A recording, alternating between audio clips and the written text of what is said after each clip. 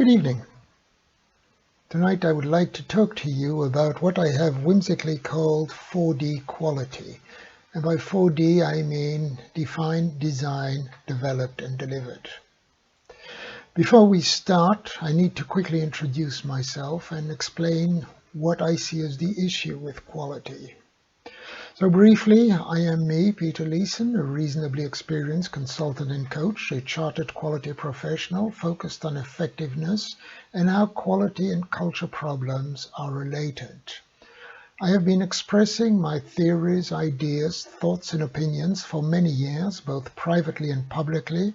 I've spoken at a number of international conferences and local ones.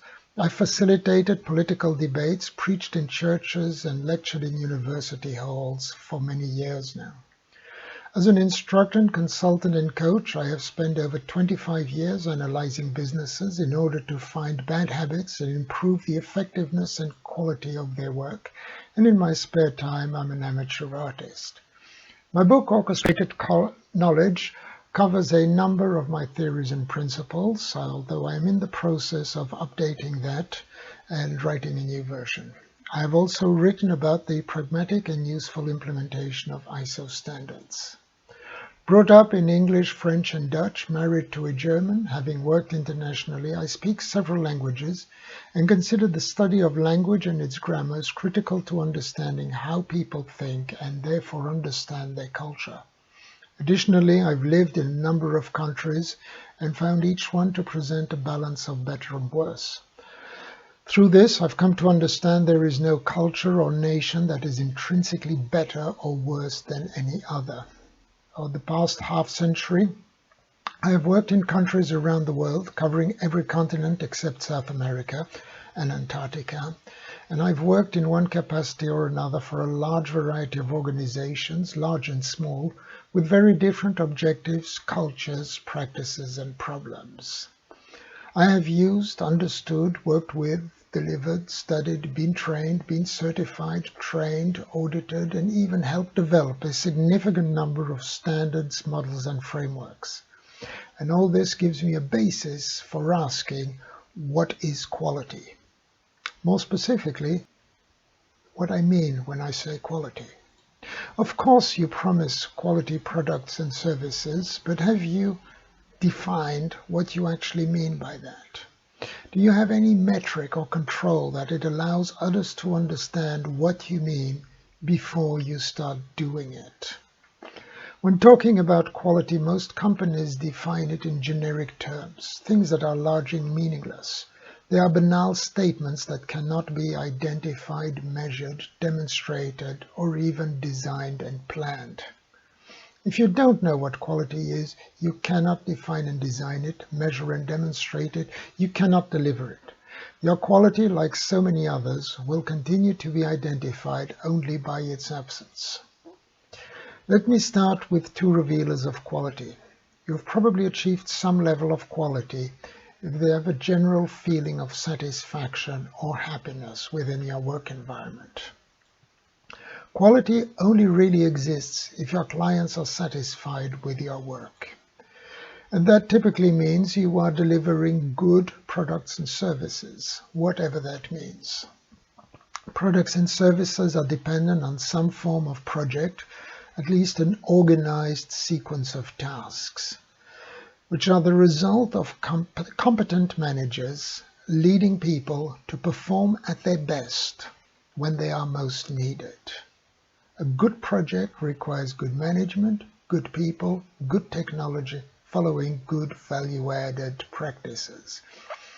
That has often been represented as the combination of people, process, and technology. What is most critical in this triangle is the idea that process and technology need to work together to support the people and allow them to do their work. If quality is a satisfied customer, then the key to developing quality must be reflected in the satisfaction of the people doing the work, because what could be more satisfying at the end of the day than the knowledge of a job well done?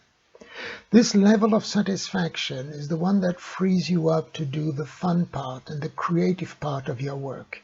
instead of the stressful, boring time consumers, leading to an overall reduction in your stress level. Quality, satisfaction, reduce stress levels.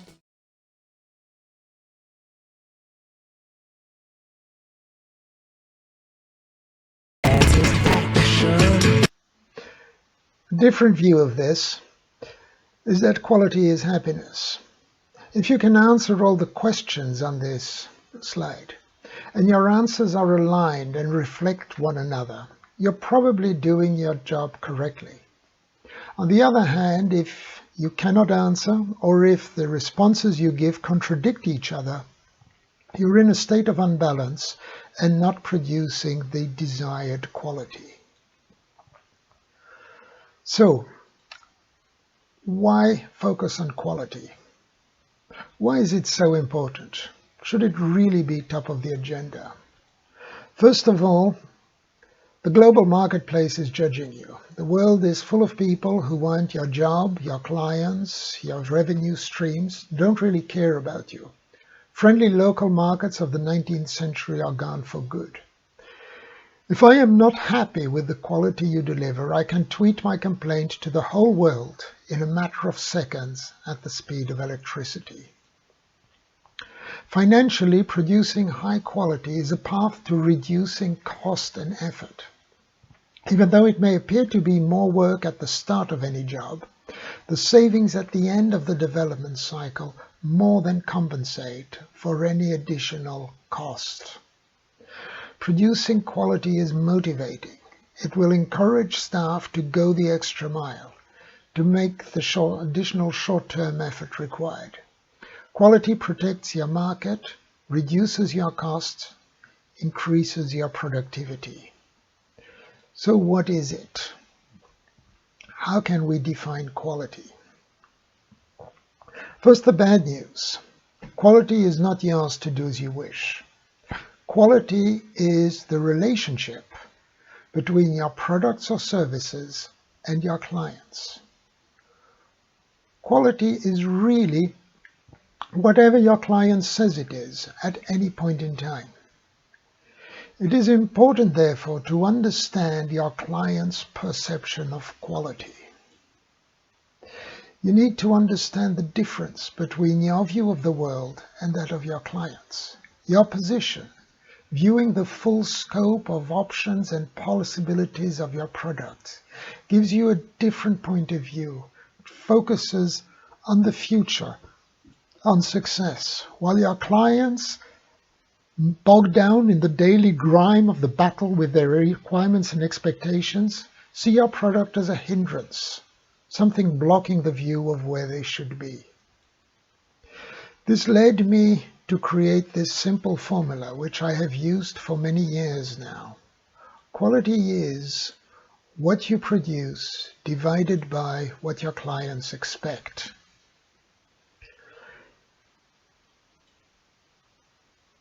This demands a clear understanding of your client's needs and expectations. For that, you will need a set of skills as well as usable data and an understanding of how to go beyond what has been requested. The key skills you will need include access to the data regarding your client's business needs and the ability to understand them. The ability to negotiate with clients, but also negotiate with other key stakeholders like management, end users, finance, human resources. And perhaps the most important, the ability and willingness to actually listen to people, rather than trusting implicitly in your own preconceptions, instincts, and prejudice to protect your previous choices and decisions.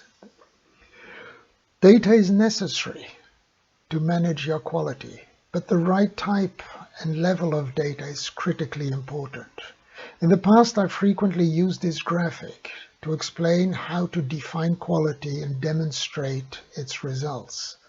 You achieve quality by understanding user needs that are expressed as quality factors, which are combinations of quality criteria measured through quality metrics that demonstrate you achieve quality.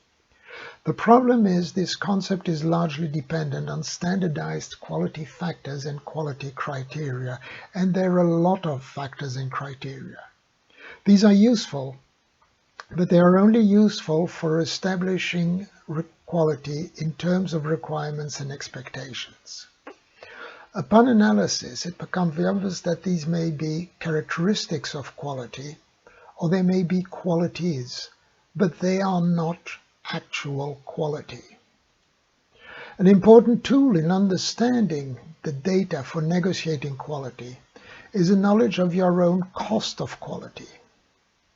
If I skip this activity, what will be the potential extra cost due to failures? As a side note, while I'm on this slide, when project managers estimate their projects, they are frequently focused on the two left-hand columns of this list. Then, when they've gone over budget and over schedule, and they sit down to measure where they have actually spent time and money, it is frequently in all the activities that were ignored during the estimating and planning phases. A good understanding and analysis of these data will help you plan and manage to a great level of success according to requirements. But beyond requirements, your focus needs to be for you to clearly understand the needs and expectations of your clients and end users. Typically, these goes far beyond their communicated requirements. You need to understand your client's perception of quality. When speaking to team members and even project managers, I'm always astounded how many cannot clearly identify their clients, end users, and other stakeholders, meaning they are unable to understand requirements and expectations, much less meet those requirements or deliver anything beyond that, responding to the true needs of their clients, which would allow them to innovate and lead the market and gain the long-term trust of clients. When asking about quality, most common response I get is to meet requirements, but that is not quality. That is, meeting your contractual obligations. Quality is when you go beyond. It is only at this higher level that you are truly adding value to your clients. And it is when you add value to your client's world that quality can begin. This means we need to differentiate various aspects of the perception of quality. For instance, your initial perceived quality is largely what your clients request you to deliver. It is their requirements and expectations, whether they are stated or not. But your realized perceived quality is the next step. It is when you surprise your client with something that is a lot more valuable than originally expected. This is important to understand because this is where growth happens beyond the marketing. Your initial perceived quality might attract customers, but it is your realized quality that will retain and grow your market. So the next step we need to discuss is, where is this all happening? Quality has to happen between the hearts and souls of the people working on the project. Many organizations believe they have satisfied quality expectations because they've achieved some kind of certification, but that is compliance, that is not quality. Quality happens in your teams and in the mindset of your team members. Now, standards serve a purpose. They respond to a need and offer some level of guarantee. Standards are needed because you want all your customers to receive a comparable level of quality. You expect items that you buy to correspond to known criteria. You want reassurance that someone somewhere has done the right thing to protect you and your investment when needed. But frequently standards remain in place beyond their usefulness. The problem has been solved, the extra controls remain in place. This leads to a divide and conquer principle, similar to that which forms the basis of Taylorism, based on Frederick Taylor's understanding that the worker should not be trusted. His principles are largely based on the ideas that workers will not do their best, will not seek to produce quality.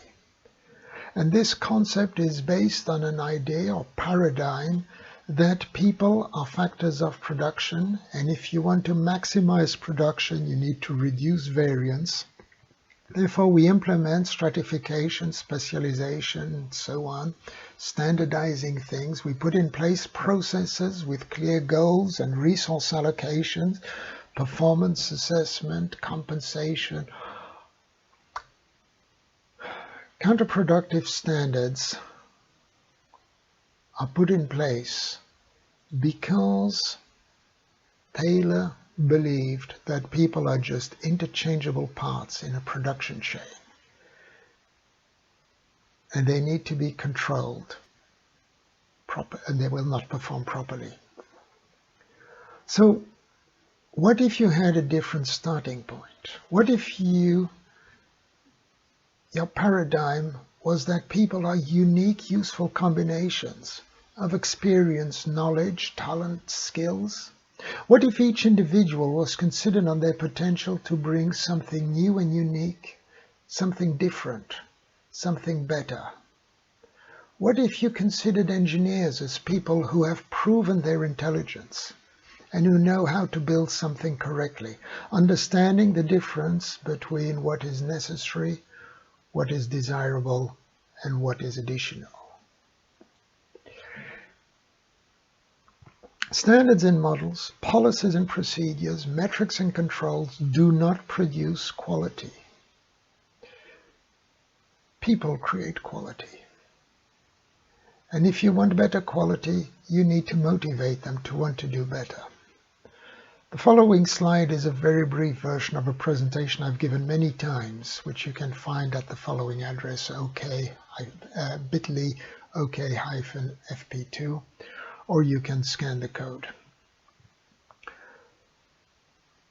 The question you should be asking yourself: do you know what motivates each team members? Who wants to work on cutting-edge technology?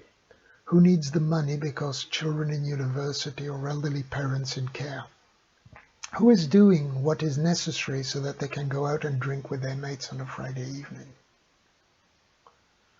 Very briefly, Maslow's hierarchy of needs is important in understanding motivation. This does not tell you how to motivate people, but it does point out the common issues that block motivation.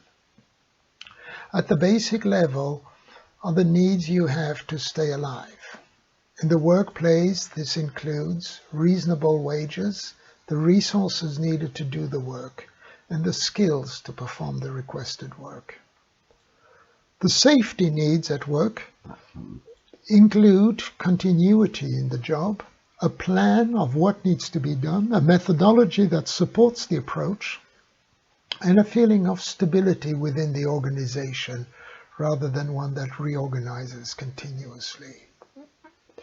The need to belonging includes a work environment that allows you to do your job effectively, visibility or understanding of the final product and how it is used, support when you fail or fall, a team that will support you, a team that includes customers and colleagues and management, leadership that motivates you, and a shared long-term vision to which you can commit.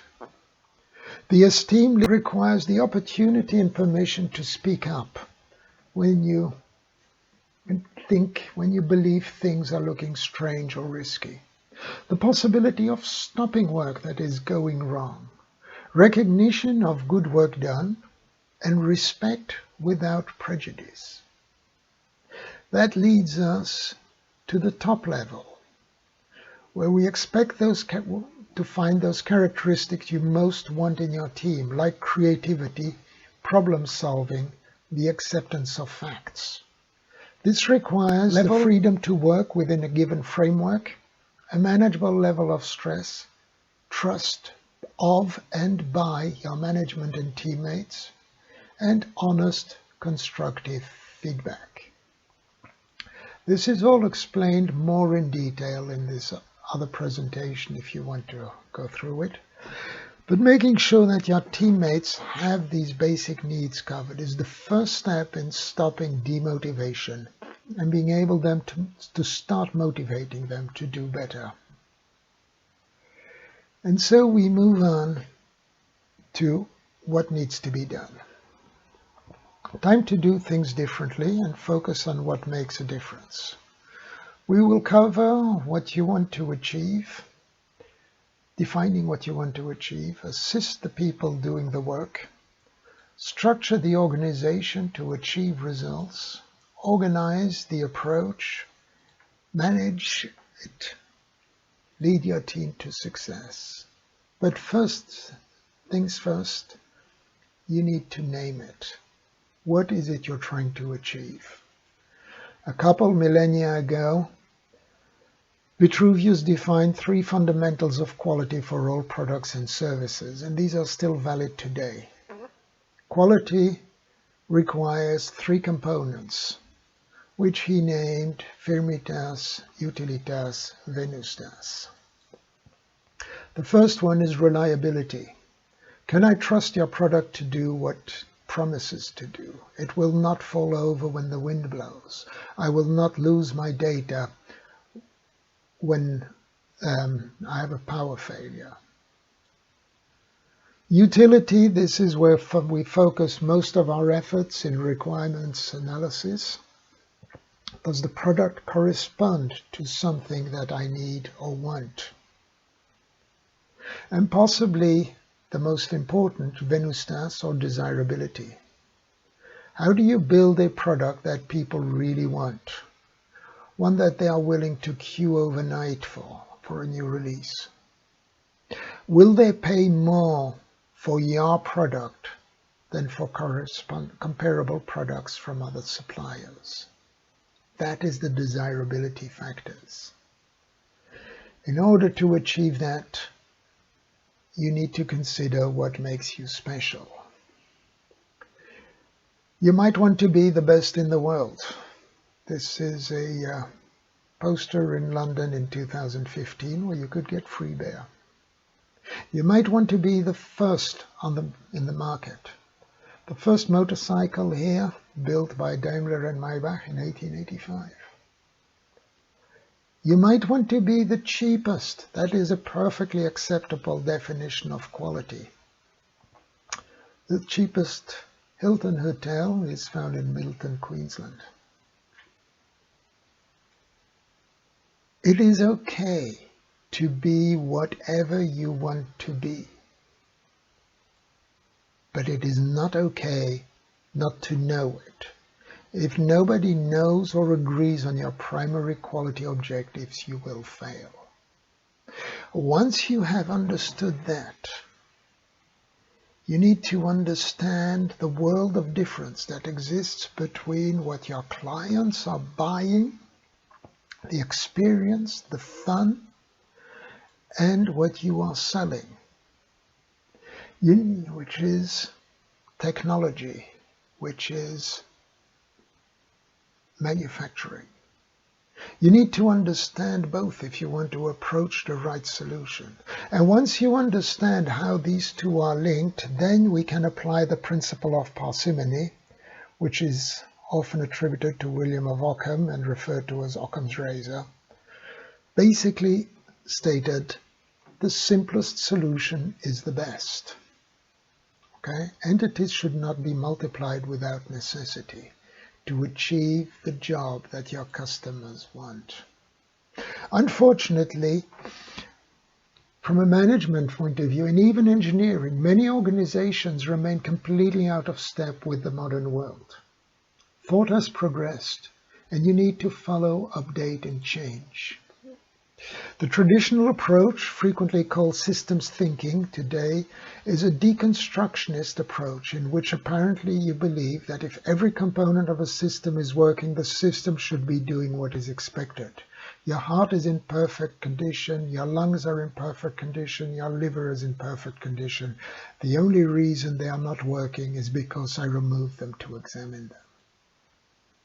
Isaac Newton added mathematical rigor to our thought process and described some of the laws that guide our physical world, and that is where most companies stop. Charles Darwin brought in the concept of complexity and chaos by clarifying how evolution and life are based on a succession of small mistakes from which we learn. If they are useful, we reproduce them. If they are not useful, we eliminate them. James and Lang developed the concepts of interoception that refine the two-way interactions between body and brain. How your body reacts to your thoughts, but your thoughts react to your body.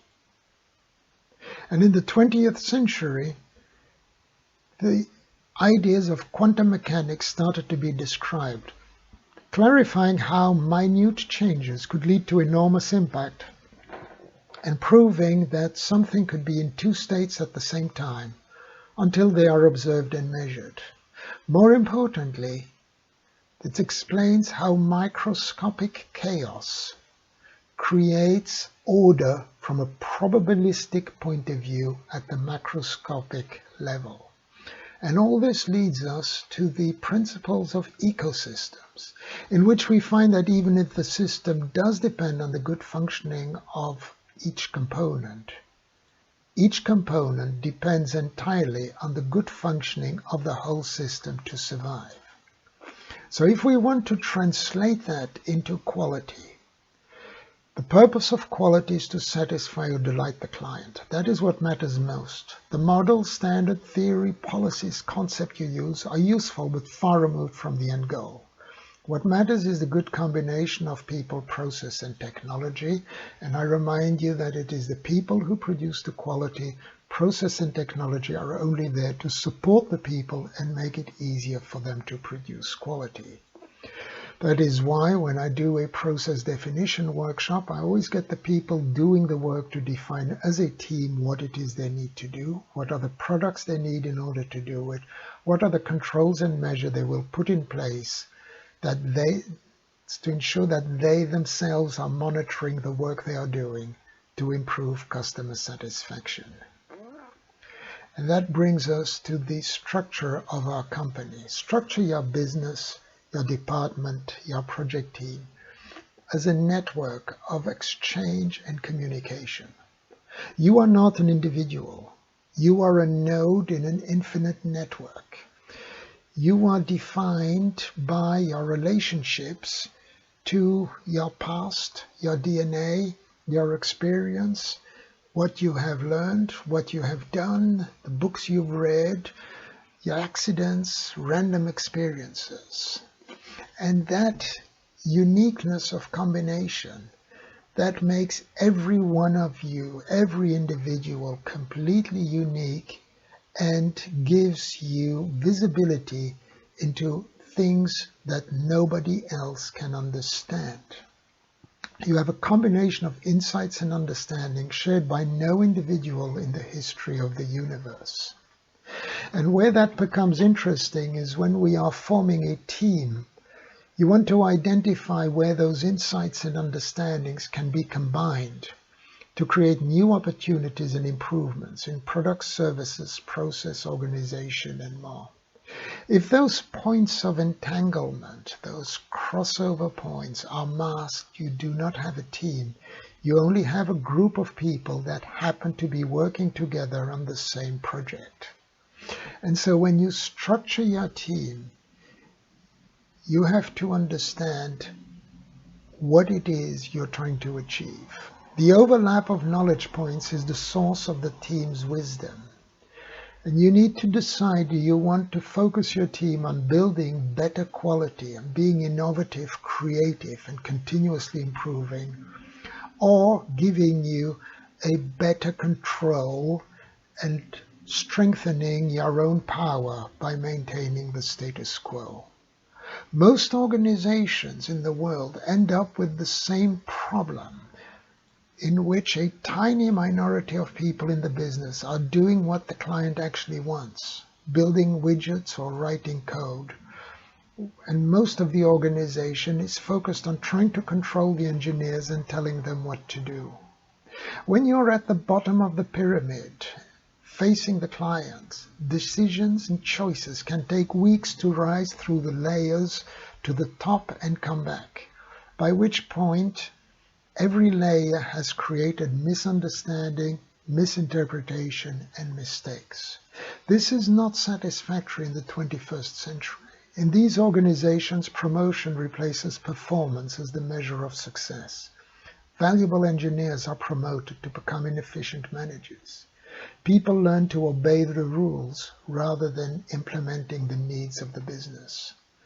The effort to reduce cost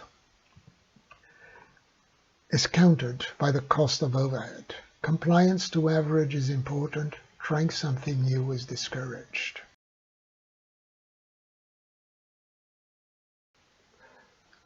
Let's design the framework into which everything fits. Vitruvian quality is an approach I designed for creating a pattern for management, in which everyone works towards continuously improving the quality of products, services, processes, and practices. Start by making sure you understand the purpose of your organization. You're not just there to please clients, you're not there to make money. Somehow you want to make a difference in the world. Define what is that difference. What is it you are trying to achieve? The mission is made publicly visible through vision statements. Typically, an organization needs two vision statements. The commercial vision statement establishes the reason for the business and sets out why you would want to visit us rather than our competitors. But there is an internal statement, which is possibly more important, establishing why staff will want to work here and stay here in the future, even if they know they can earn more money somewhere else. The first arm of my Vitruvian man, translating the vision into practice. The policy defines what needs to be done. It is applicable to everyone in the organization, including senior management. It comes from the top and is respected at every level. It's in place for many years. The policy does not define how things is done, but establishes basic cultural expectations, such as work ethics, dress code, absences, holidays, environmental rules, and so on. The company policy is not attached to projects, products, or people. Now, you may implement additional policies in your team in order to complete the higher level policy. The second arm is about doing stuff. The strategy translates the vision and policy into tangible results. If the vision was to become reality, what would be noticed by the people impacted? What benefit would come from achieving the vision? The strategy determines the priorities for implementing the vision and overcoming the risks and issues. The knee gives us stability. Technology is the combination of tools, including hardware, software, and templates used. Technology works with the process to support the people, and technologies should only be purchased or implemented after analysis and study gives a detailed understanding how they fit in the organization and the role they are supposed to fulfill. Do not skimp on professional assistance in order to set up your technology properly. The second need, naturally, is the process. Processes implement the policies. Processes are there to support the people doing the work. The processes establishes clear, measurable objectives and outcomes, high-level flows of data and information. A process is defined in such a way that a change of technology or training or people does not impact it. The process defines what needs to be done, not how to do it. At the center of gravity of the business, we find training. Stay fresh, learn new techniques, understand new possibilities. Without training, you may be applying techniques and solutions that are out of date and inefficient. The purpose is to instruct people on how to use technology, apply procedures, use a tool efficiently. It involves showing the usage and the results so that they can rapidly get into standard working practices. And the feet move us forward in the real world. Continual improvement is the basis that allows future efficiency. Ensuring that the previous elements are in place allows employees to identify more effective approaches to using the technology and processes in order to achieve the vision. Around all this, we find roles and responsibilities. You need to identify and communicate each individual's role, responsibility, authority, career path, skills progression, so that every individual can understand how they fit into the organization. Feedback is critical for quality improvement. Feedback needs to be justified, quick, frequent, positive, or constructive. By the way, yearly performance reviews are confrontational, demotivating, counterproductive, and should be banned from any serious organization. The culture is the attitude staff display when no one is around. It covers what staff believe to be natural, normal, obvious. The culture review requires an independent, objective person to conduct confidential review of what people really think of the organization. Organization values are critically linked to the culture. Free flow of communication needs to be facilitated and structured. We need to have communication bottom up. Employees can contact top management when necessary, but will prefer the chain of command. Top down, employees are informed and understand management's objective, trust in the state of the business. And sideways, no one is overwhelmed with pointless communication, but knows what, when, and where to find the data they need. Education, training is learning how to follow steps. Education is learning why steps are necessary and where they are leading. Education means that everyone understands what is really critical and can focus on that. That might be client satisfaction, keeping costs down, developing new products. Everyone understands how the tasks they are doing, the procedures they must follow, fit into the overall picture. Tasks and procedures are understood in their relative importance to the overall business. If you want me to produce quality, first I need to believe and buy into the organizational mission statement. If your sole mission is to make money for your shareholders, I will not remain long. I then need to understand how everything within the organization aims to support that mission. And I need to trust and believe that the tasks I am doing today actually facilitate the realization of that mission. As a manager, you need to build that level of trust and communication, because your first and primary role is to satisfy the desire people have to be proud of their work. That means you need to lead. Once the context is in place, you need to lead by example. Leadership is motivation. It's not part of management. Leadership only works if you act the way you expect your team members to act. Like a Sherpa in the Himalayas, leadership means going the distance with the team, showing them the way, carrying the load, protecting, guiding, and inspiring them to go further. In practice, what does this mean? If you want to produce quality, you need to enter the mind of your client and understand them better than they do themselves. Clients rarely explain what they need. They are happy to explain how they want just the same as they had, only better. You need to understand their market, their business, their competition. You need to provide them with something that will wow them, something that will blow their socks off.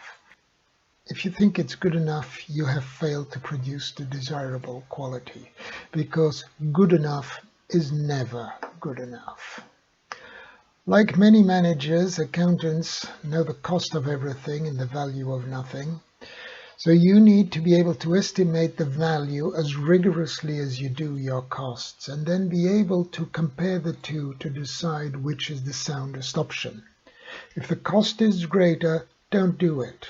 If the value is greater, you must do it. Make sure you've put in place the traditional value-building activities like the ones listed here.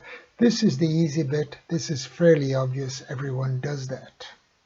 But what you next need to do is consider how to estimate and plan and for cost and value. Understand they work in different directions. Cost is additional. Every activity adds to the cost. It's a bottom-up calculation, while value is top-down. It needs to be established at the highest level first. Then each action or component must be known and seen to be a subset of your total value.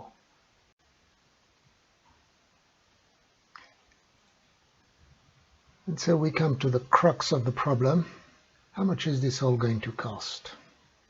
How do we calculate the financial value for something before we actually have a client? Financial value is what someone is willing to pay for something. And as long as that something doesn't exist, how can you know where is the correct limit between cost and value? You need to get it right. There's a big difference between cost and value. And most businesses focus too much on cost and forget the value. The value is something else. For instance, many people, including those participating tonight, can tell me what the cost of a lotto ticket costs. But before the draw, what is it worth? In other words, how much are you willing to spend for a few hours or days dreaming of a statistically unlikely future? You estimate the cost. It's always a challenge, and use a variety of tools to come up with an answer because you have to make a guess. You start collecting historical data and use techniques in the hope that you come up with something realistic because you're being asked to do so. Estimating the value, I need to understand how much I'm willing to invest. If I'm going to increase the cost of developing the product, I need to estimate value and cost and find the sweet spot between disappointing quality and too expensive to be viable. Value is future quality. Can be estimated using the same techniques you use for cost estimates. It only appears more difficult because you've never done it, because no one ever asked you to do it. Value, like cost, you can capture the historical data in order to proceed. You need to consider the different levels of value to consider. Establish value points, just like you do story points for different value levels. Understand the hierarchy of value between the value to the business, the value in sales increase, the value in customer experience, and so on, and assign value points to the portfolio, the features, the capabilities, the businesses. Do your research and understand what different businesses need. A startup business needs different levels of quality to a multinational. A business that has passed its prime has different needs to an expanding one. Do you know who your market is? Use cause and effect diagrams. For a given feature, what would be the impact of not having? What would be the benefit of having it? What is stopping me from building it in?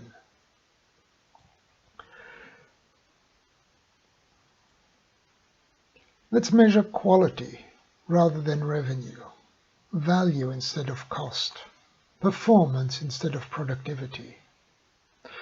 Of course, cost of quality remains critical.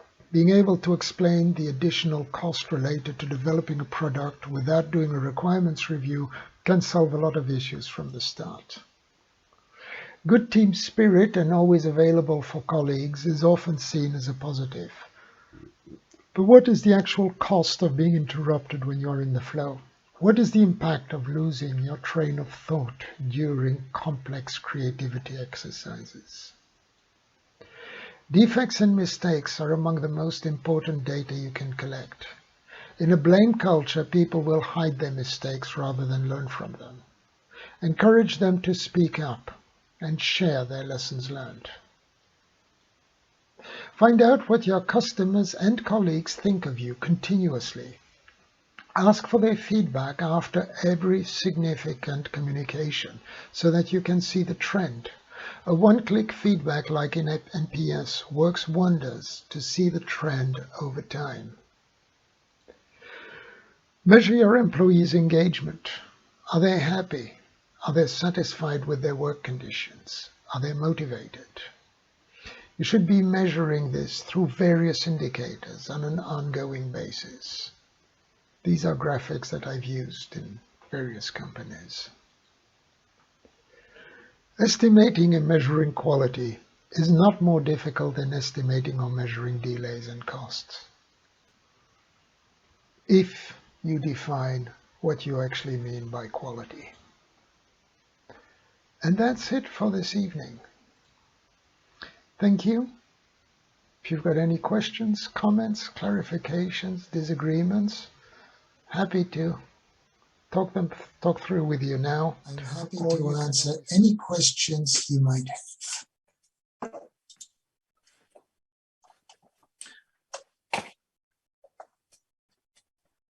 Okay, Peter, that was wonderful. Thank you so much, and absolutely appreciate all the effort that's gone into the WYSI graphics, which are almost as good as the underlying messages there. We did get a few comments already, and please, people, now is a good time to add your own comments and or questions. Let me just run through the ones we got waiting in the chat, though, and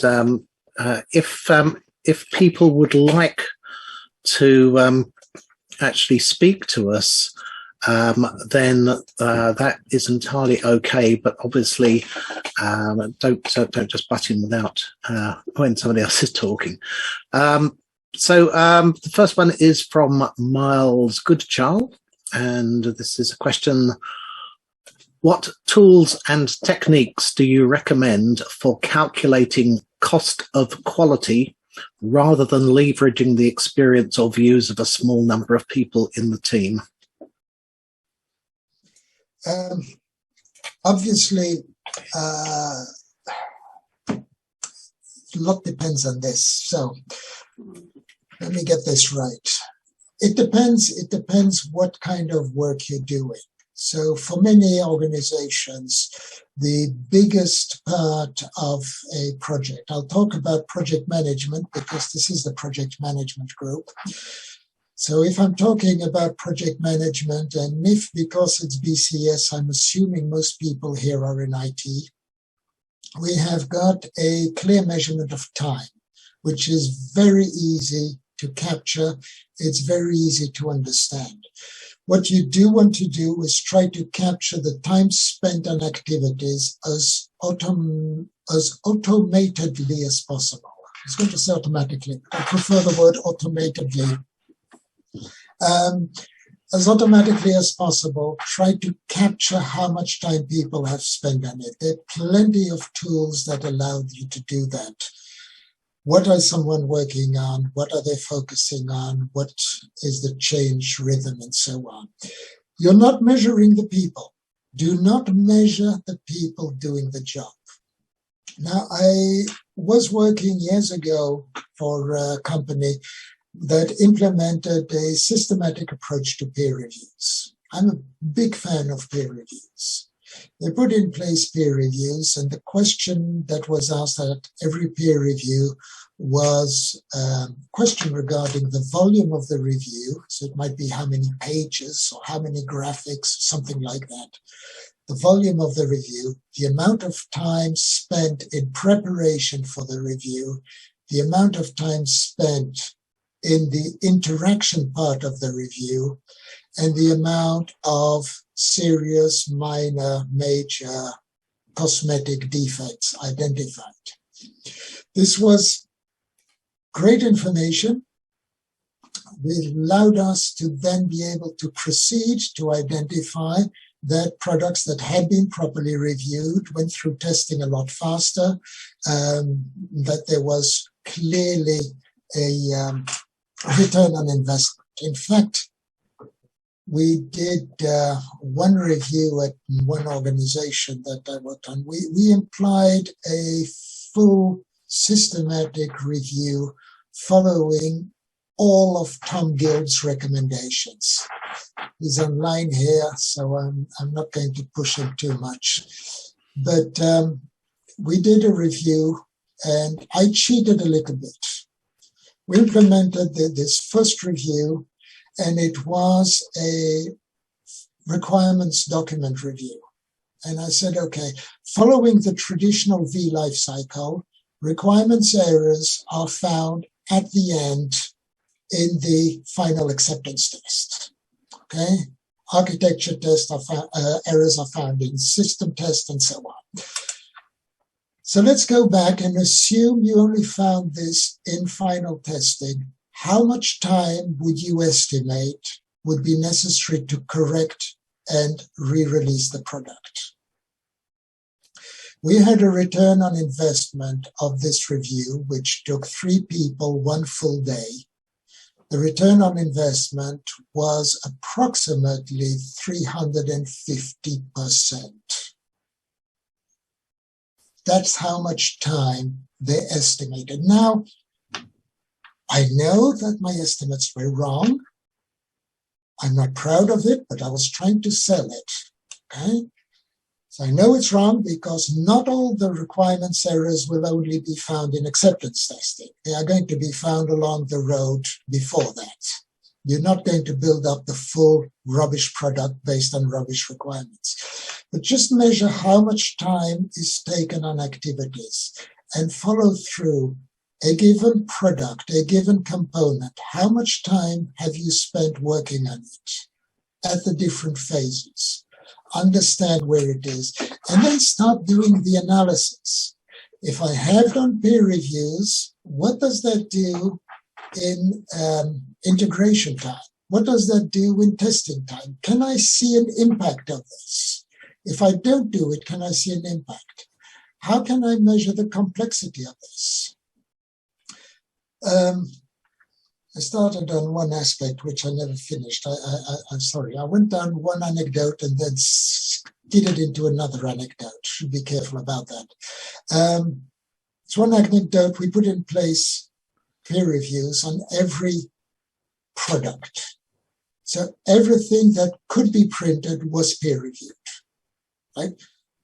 The question was, rather than deciding what is it that you should be reviewing, my question was, why did you spend time writing this if it's not worth reviewing?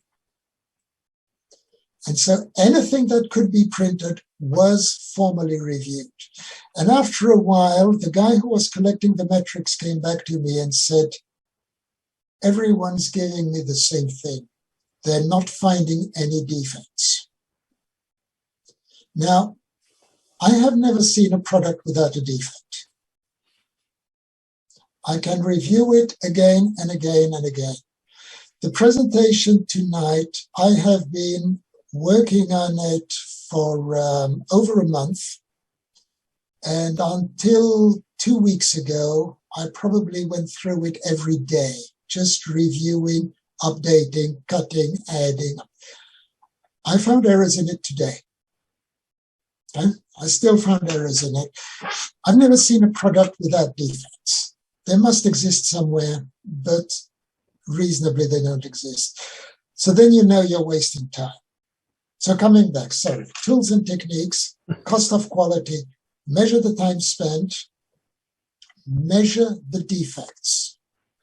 I want to know about your defects. I want you to tell me there is wonderful book out, and I can't remember the name of the author now. The book is called The No Rules Rules, and it is written by two people, one of whom is a well-known and well-published culture person. So she measures culture in different organizations and so on. And the other author is the founder and CEO of Netflix. And one of the principles they've put in is that you've been given a responsibility for a team, for an area, for something. You've got an idea that you think would be worth. Do it. So you're just responsible for distribution of Netflix in Poland, and you decide, actually, I think we could make a really good Polish cartoon and put it on Netflix, and that would be successful. He says, okay, do it. Find out what other people think. Don't do it all by yourself. And then I want feedback. There is no hierarchy stopping you or canceling your budget. They say, if it's a success, great, it's a success. If it's a failure, you come back and explain to the team what you have learned from your failure. I want to know about your mistakes. I want to know about your defects and your failures. I want you to put in place a culture where people feel proud of their mistakes I've made, where they can stand up in front of their colleagues and say, look at the stupid mistake I made. Now you don't need to do it because I've done it already. Okay? We can learn from this. Let's move forwards. One of the things I do, Peter, is in terms of their performance measurement, the people who are doing the testing have a kind of instinct that they should be trying to prove that the system's okay. And I tell them, no, that's the exact opposite. I want you to find as many defects as you can. It is your job, and your performance measure is how many defects can you find and report and get people to look at and fix. Yes. I see, by the way, that Tom has indeed turned his camera on. So, Tom, I expect you wanted to respond on some of that. Not really. I don't want to take the time from the excellent presentation. I did put in some things in the chat. For example, the book that Peter just referred to, I've got the details, and I highly recommend it. It's an amazing book about Netflix and Hastings. And I put some other things in there to share with people, like my methods for quantifying the qualities, a free book I've put in there. So, but I did send a private message to Peter, and he's partly responded, but I'd encourage him to do more. I love to see examples of, which you've already given, case studies and results of using all or part of the methods. Yes. I know you would. I know you would. And trust me, this is right now my next focus over the coming weeks is to get back to writing the book and putting this in.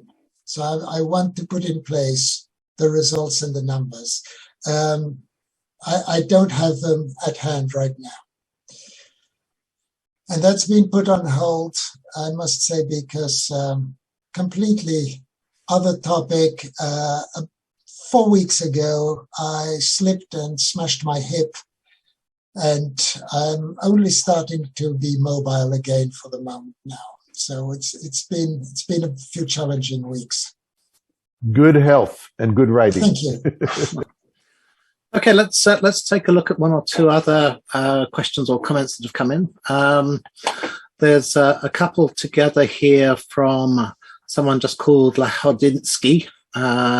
So he, she, or they entirely in agreement about banning the yearly review.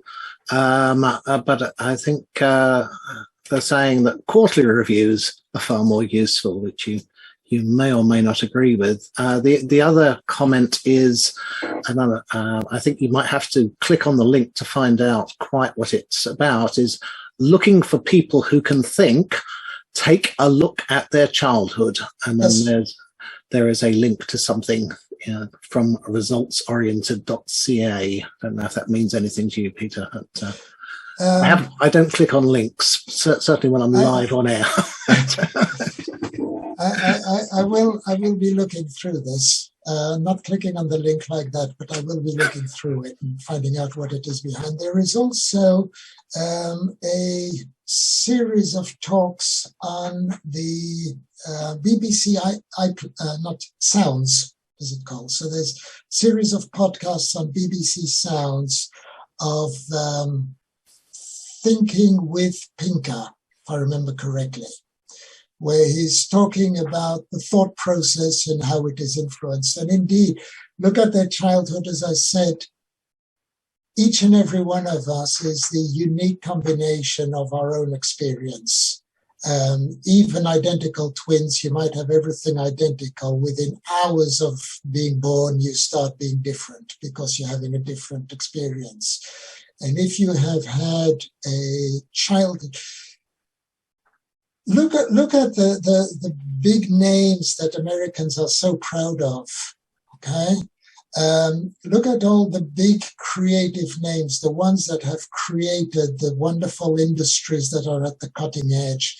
Nearly all of them are first or second generation immigrants. These are all people who have come from poverty, who have had to fight, who have had to find a way forward to structure it. When you have a look at the history, I mean, it's quite extraordinary how few things third and fourth generation Americans have actually invented, and how much has been invented by first and second generation Americans. As far as the quarterly review, I'm not sure where your name finishes and starts there. I don't know how to pronounce it. I'm sorry about this. But the quarterly review is certainly better than a yearly review, but that's not it. I want to know now. If I have screwed up, tell me now. Okay? The yearly review is particularly bad because typically what happens in a yearly review is my manager is going to spend a few hours at least looking up every mistake and stupid thing I have done over the past year. I am going to spend time going over every successful and clever thing I've done over the past year. And then we'll come into a meeting where I will show him how brilliant I am and how I should have my salary doubled and be named president immediately and so on. Well, he's going to show me every stupid thing I've done, every mistake I've made, and why I'm lucky to have a job. And then we'll discuss this back and forth for a while and negotiate, and then finally agree on the salary that was agreed in a budget meeting several weeks before this. So it's a waste of time. It's demoralizing. A review, I want to have a review as soon as possible. I want to have weekly reviews, even if it's very short. Yes, in fact, there's a comment from Alan Hodges, I see, suggesting that the right time to do reviews is at times when something has been achieved, a stage of a project, for example, rather than having it on some kind of time clock, because that way you lose the immediacy of the feedback and the relevance to the work. See, Miles came back with a follow-up question. I think if I remember rightly, you spent about 15 minutes answering his first one. So I'm not sure you want to go into much more detail with him. Let me just... I'll be very brief. Let me just run through that. It says, brilliant answer, showing how you can gather and use historical data to quantify the cost of quality. Are there any shortcuts to estimated cost of quality today to propose the business case to help the team to move in the direction that you so eloquently support? Shortcuts. Are there any shortcuts? Yes, no, probably, maybe. Can you define what you mean by quality? If you can't define what you mean by quality, then I cannot help you. If you want zero defect, if you want to be the first on the market, that's all valuable. But it's only once you've defined that, what is the value you want to provide to your customers? What is the thing they're not expecting? Then you can find the shortcuts. Okay. That was short, wasn't it? That was good. There's an interesting comment from Helen Waterman. I don't know whether Helen's in a position to talk to us. She's referring to,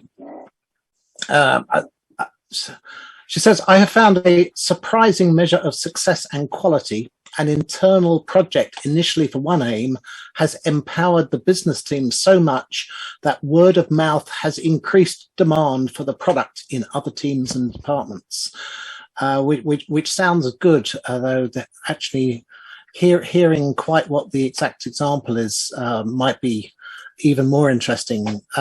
Helen, can you tell us more? I can. I work at Cats Protection, and during lockdown we had to put in a hands-free homing approach for our main aim to still rehome the cats. So I was working with certain centres and our branches in order to get that aim and the process and the technology all in place to do that. And it's everyone is the user community, that involving the people and getting everyone sort of involved and understanding from, as you've been saying, your customers, their expectations, has worked so well that other departments and teams within the business, that it's just sort of gone word of mouth around the company going, oh, that sounds great. And they, rather than have to sell it to put it in place, everyone's been coming to us going, when can we have this? What else can we do with this? This looks like this can go in here and solve these issues and solve those issues. So it's to me, it's been a bit surprising because I just went with the one aim and they started it. But because we got everybody involved and got their expectations together, it's just expanded and exploded. So I was speaking 3 days ago to someone who was interested in putting in place a methodology that I offer, and was asking how to do it. And basically I said the way I would do it is just what you have just explained, which is improvement by contagion. So get a small team or group to do something and to do it properly, and just get those 5 or 6 or 12 people to understand and do it correctly. And then get other people to look at them and say, I don't know what they're doing, but I want whatever they're having. I want that. Okay? I don't know how they manage this, but whatever's happening in that team, that's what I want too. And for me, that's the best way to quality improvement. Make other teams envious of your success. Thank you, Helen. Well, Peter, it's just coming up to 8 p.m., which is our official end, and I see no further actual specific comments or questions. There's quite a lot of links in there. So if anybody's interested in any of the links that have been posted and book suggestions, now's the time to quickly copy and paste them before we turn the system off. If you click on the 3 little dots in the bottom right-hand corner, there is a save chat. And that allows to save all the links on your computer.